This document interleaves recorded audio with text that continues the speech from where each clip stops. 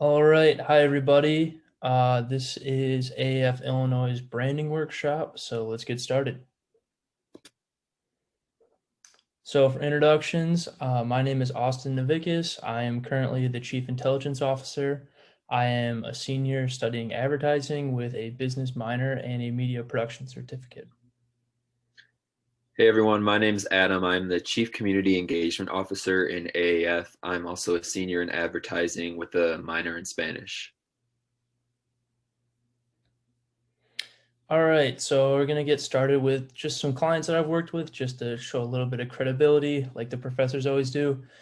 So as you can see, I have a pretty, you know, diverse client list. I've worked with AAF's MPMS program, Andre Curbelo, Casey Neistat, Thursday Boot Company, Nothing New Sneakers, City of Rockford, TED UIUC, as well as many other companies and clients, student orgs. And then for me, some of the clients I've worked with are Head and Shoulders, and that was under the Black Sheep, which is a marketing company. And then I've also worked with the Digilog, which is a music tech company, as well as TikTok in their brand ambassador program. All right, so I'm just going to talk a little bit about how I built my personal brand. So I guess to begin with, I really wanted to make sure that I knew and all my clients knew what I wanted to be known for, as well as my peers, actually. I've gotten a lot of gigs through my peers. So kind of includes, I wanted to be a videographer, a photographer, and a 3D animator. Um, but I think it's just as important to know what you don't want to be known for. So, for example, I really do not like shooting events or portrait photography. That's not really kind of my niche or gigs that I like to take. And by doing this, you build a stronger reputation within like what you're good at. And if you take gigs that you don't really like or don't want to do, kind of diminishes your work a little bit. I think it kind of shows that you don't want to be doing it. So I would definitely stick to what you do want to be doing. Um, the next thing I did was I built a really strong visual identity. So we'll take a look at this in a second, but I have like a pretty strong color palette and visual identity to my Instagram feed, which is where a lot of my like friends, peers, and some companies see my work. Um, and so keeping a consistent theme across my social media allows companies to see that I understand what branding looks like and that I can kind of stick to my own brand guidelines. And this kind of flows into my website, which is, follows a pretty similar color palette, my logo, as well as maybe some other assets that I have to brand myself. And I also developed a pretty large, I would say, for a college student and diverse portfolio. Um, Having diversity in your portfolio shows a lot of versatility and creativity, and it also allows you to cross into different industries. So this can open up a lot of different opportunities for you. I know I said, don't take work you don't like, but I think it is important to kind of broaden your capabilities um, enough to land different kinds of clients. So, and then as you can see here, I have some different versions of my logo, screenshots from my website, as well as my Instagram feed. So as you can see, it's a lot of black, white, and orange. Those are my favorite colors. Um, and I like to keep it a little bit moody. That's just kind of the brand that I like, but I do try to show a variety of work. I have, photography, animations, reels, videos. There's a lot of different content that I show. And then on my website, um, I have a lot of different projects on there with my client work. I also have an about page. And then I give a lot of information behind all of the work that I've done in terms of what like the brief was, what the outcome was. I think that's really important if you're trying to become like a freelancer, or really even if you're just trying to get a job at an agency. It's really important to show like what you did and why you did it and what the impact of it was.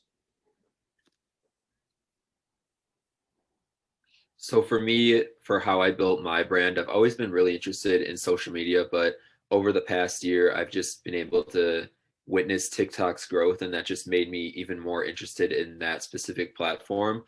So I just realized that that was the platform that interests me the most. And I wanted to focus on one specific platform to start because I didn't want to just like have all my energy go to multiple platforms. I just kind of wanted to focus on building a brand on one platform, and then maybe in the future I can try to expand on that to other platforms as well. And then I figured out my niche for the content I was going to post on TikTok. So I'm really interested in music, film, television, and pop culture. And that's pretty much what my content is about. I report a lot about music news and film and TV news, just all things pop culture. And that just really interests me. And I became consistent with posting content. I try to post at least once per day just so the algorithm can keep up with me and my content, and so I can engage with my followers and gain new followers as well. And along with that, I've researched my account analytics, and I think this is one of the most important parts about building a brand on social media. Luckily, you can do this on pretty much any social media platform. You can look at your account analytics, which allow you to see things like audience demographics, page and post views, and follower growth. And there's so much more that analytics allow you to do. And I feel like this just allows you to track your growth throughout time, and allows you to kind of see, okay, how can I expand upon this? How can I grow even more? How can I make content that is specific to this particular audience that's actually following me right now? And then these are just some screenshots of my TikTok page. As you can see, my videos are pretty much similar in what they look like. I use the green screen filter and include large text bubbles with different colors. The different colors represent different series I have on my account. So like the yellow ones represent my series called like what is this cast of an old TV show up to now? That's kind of what the yellow represents. And then the other colors represent different types of videos that I do. And then I also included a screenshot of my analytics. So as you can see, one of the screenshots shows my video views throughout a week, as well as follower growth. And then there's another screenshot that shows the audience demographics on my account. So which percentage of my followers are female, which percentage are male, and also where they're located. All right, so becoming an ambassador. So I am an ambassador for Thursday Boot Company as well as Nothing New. So I have a little bit of experience with this. And basically, companies are looking for college ambassadors and micro influencers because they are seen as more trustworthy and reliable sources than, giant celebrities. Our word of mouth is worth a lot more because we have a close connection with our followers. And companies also view college students as very valuable demographic. Soon we're all going to have full-time jobs and a lot of money to spend, so they want us to consider their brands as soon as possible. And there are tons of ambassador programs for all types of companies. But some things you guys might want to consider are the size of the company, the industry that it works in, perks that they may provide. For example, Thursday Boots, you can earn, leather sneakers, boots, jackets, stuff like that. The commitment, so how much time you're going to have to put into it throughout a day, week, month, etc. And then maybe what value you can provide. For me, I'm a photographer and a videographer, so I can provide a lot of content for their social media channels, as well as some advertising and marketing information.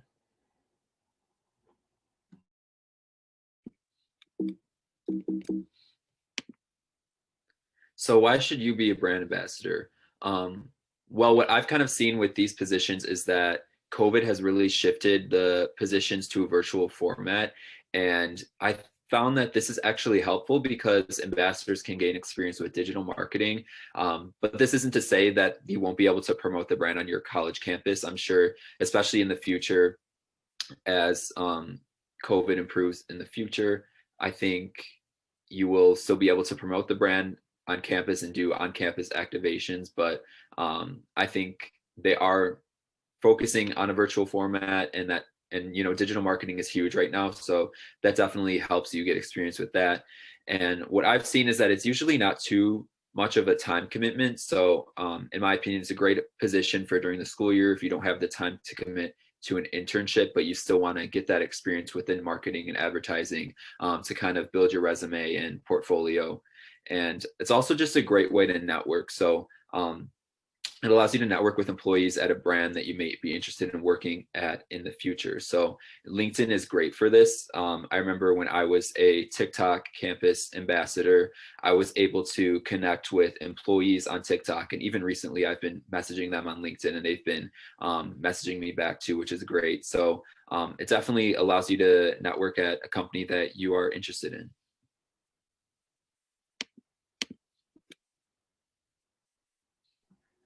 All right, so that is pretty much all we have for you guys.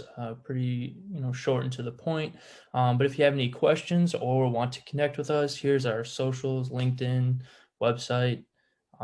Feel free to contact us at any of these places. Yeah, Anything to thank add, you Adam? for joining.